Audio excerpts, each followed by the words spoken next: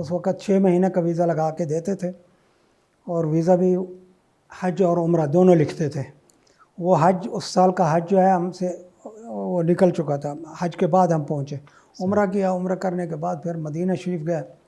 مدینہ شریف میں ہمارے رشتہ دار رہتے تھے ایک، ان کا نام حاجی امیر الدین تھا، ان کے پاس جا کے ٹھہرے۔ تو جیسے ہوتا ہے رشتہ داری کا حق ادا کرنے لگے ہو، اور والد صاحب کو سمجھا رہے ہیں کہ آپ دیکھیں بھتیجے، آپ یہاں آئے ہیں تو اب ادب کے ساتھ یہاں رہو تو پھر تو ہے مزہ، اگر بے ادبی کے ساتھ رہیں گے تو پھر وہ ہے۔ تو انہوں نے کہا ٹھیک ہے۔ انہوں نے کہا دیکھو میں ایک نصیحت کرتا ہوں، حرم شریف میں آپ جائیں گے تو آپ وہاں جو ہے سب کے درس سنیں، آپ ایک آدمی وہاں رہتا ہے اس کا درس آپ نہ سننا۔ انہوں نے کیوں؟ کہ وہ کافر ہے۔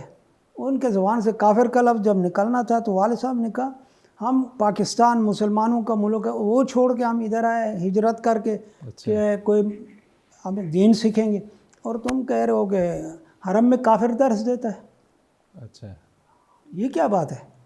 اب سب جو ہے نا جب اکٹھے ہوئے تو انہوں نے کہا کہ یار اسی کو دیکھنا ہے، یہ جس کا کافر کہہ رہے ہیں کافر مکے میں اس پڑا کو ہے، دیکھنا ہے۔ مدینہ میں کافر، اگر کافر واقعی کافر ہے تو ہم جو ہے شہادت کا درجہ ہم لیں گے، ہم لڑیں گے اس سے، جو بھی ہوگا کر لیں۔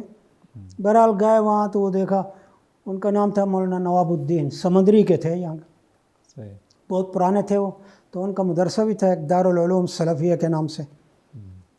وہ درس دے رہے تھے، ایک طرف کتاب بلوغ المرام رکھی ہوئی ہے، ایک طرف قرآن شریف رکھا ہوا ہے۔ ایک آیت پڑھتے ہیں، اس کا لفظی ترجمہ سمجھاتے ہیں طلباء کو، پھر ان سے پوچھتے ہیں، پوچھنے کے بعد پھر جو ہے حدیث پڑھتے ہیں، حدیث کا لفظی ترجمہ ان کو سمجھاتے ہیں، اور پھر جو ہے ان سے پوچھتے ہیں اسی طرح۔ انہوں نے کہا یہی ہے جس کا وہ انہوں نے کہا ہے نا، یہی ہے۔ اب ان کے بعد بیٹھے عشاء کی نماز کے بعد والد صاحب نے، انہوں نے سب نے بات کی کہ ہم جو ہے ہجرت کر کے آئے ہیں، یہاں رہنا چاہتے ہیں، ہمیں کام بھی مل جائے، مکان بھی مل جائے، تو یہ مہربانی کریں آپ ہماری رہنمائی کر فرمائیں۔